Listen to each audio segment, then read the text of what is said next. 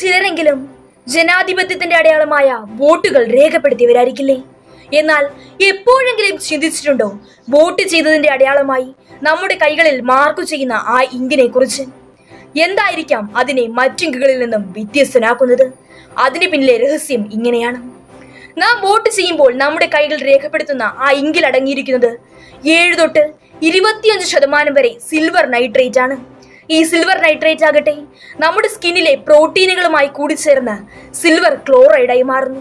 നമ്മൾ സാധാ ഇങ്കുകൾ, sanitiser, soap, water പോലുള്ള സബ്സ്റ്റൻസുകൾ ഉപയോഗിച്ച് റിമൂവ് ചെയ്യുന്നത് പോലെ ഈ സിൽവർ ക്ലോറൈഡിനെ നമുക്ക് റിമൂവ് ചെയ്യുവാൻ സാധിക്കുകയില്ല.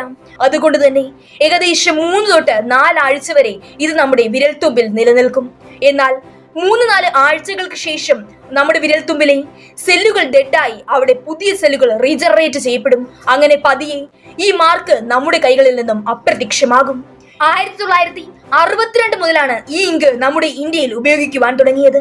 1937 എക്സ്റ്റാബ്ലിഷ് ചെയ്യപ്പെട്ട Mysore paints and varnish limited എന്ന കർണാടക ഗവൺമെന്റിന്റെ കീഴിലുള്ള ഒരു കമ്പനിയാണ് ഈ ഇങ്ക് നിർമ്മിക്കുന്നത്. ഈ കമ്പനിയിൽ നിന്നും ഏകദേശം 30 രാജ്യങ്ങളിലേക്ക് ഈ ഇങ്ക് ഇമ്പോർട്ട് ചെയ്യപ്പെടുന്നുണ്ട്. ഇതൊരു പുതിയ അറിവായി തോന്നിയാൽ ലൈക്ക്, ഷെയർ, സബ്സ്ക്രൈബ്.